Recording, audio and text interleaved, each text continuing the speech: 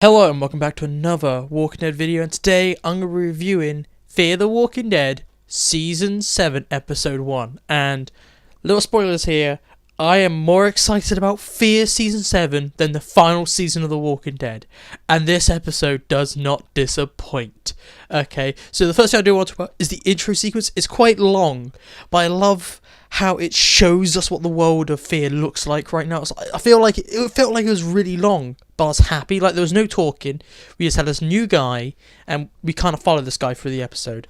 And we just have this new guy, and he just walks around the wasteland, and we see what the world looks like after Teddy's nukes. And it just looks amazing. It's just Fallout. I love it. Just looks like Fallout. I love the Fallout aspect, and I hope this whole Fallout thing lasts the whole season. If it only does one season, I hope it lasts the whole season before they have to move out of Texas. But the intro bit, and the intro bit ends with this new guy meeting Strand, and it's just great. It is just perfect telly. Now moving on to the actual episode itself. It is a Strand episode. It has the little like special intros they kept from season 6, which I really like. And the best thing about season 7 is that it's following its season 6 like way of storytelling, with like just what focus on one character, do one thing.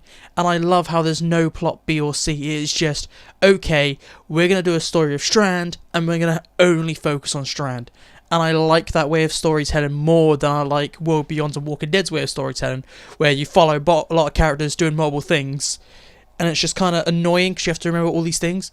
But with Fear and this episode, you're just like, okay, I'm following Strand, that's all I have to remember. Strand is doing this, and I really love that anthology take. And I feel like The Walking Dead or World Beyond, more likely World Beyond, would have been better if they did an anthology take, maybe.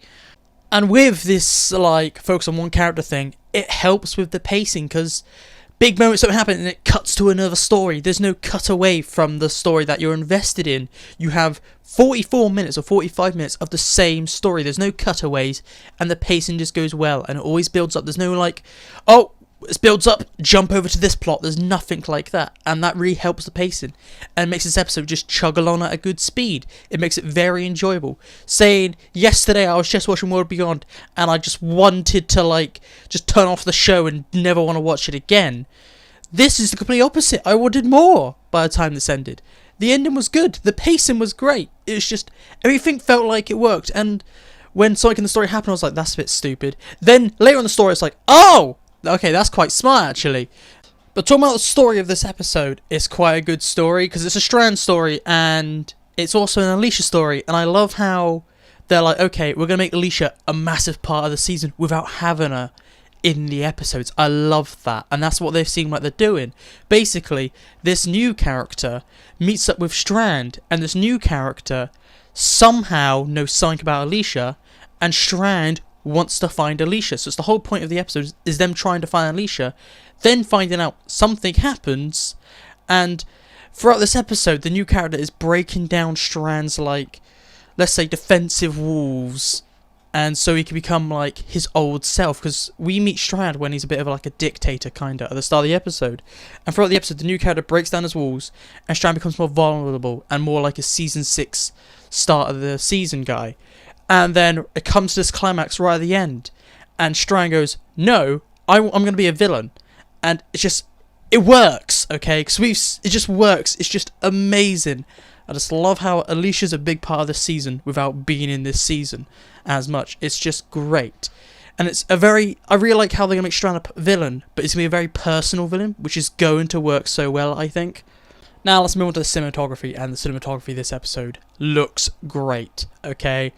And I'm saying, even though Walking Dead Season 11 has, like, digital, like, big film cameras, however, Fear the Walking Dead just still looks better. I don't know if they have the old cameras or the new ones, but it just looks better still, because of the shaders they're using. Like, whenever they are in nuclear areas, it's always, like, this very nice green, or this, like, orange. I really love those two colours. Like, there's no blues like they have in Walking Dead. Oh yeah, we're gonna make things look depressing with blue.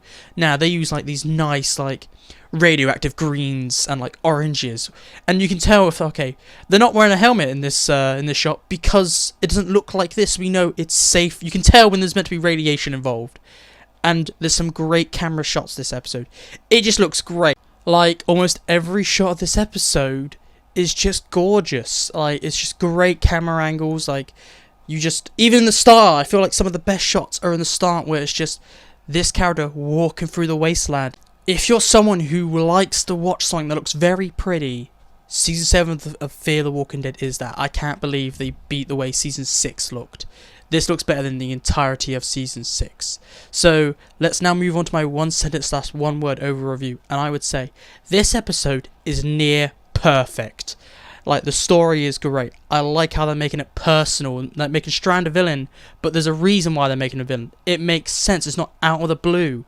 Also, the episode looks great and the pacing is really good, but if you've seen this, please tell me what you think. Are you excited to see this? I really recommend you watch this. It is way better than World Beyond and the main show. Fear is where the Walking Dead universe is at right now. So I recommend watching this. And I'll talk to you guys later. So goodbye. Peace out. I'll talk to you tomorrow.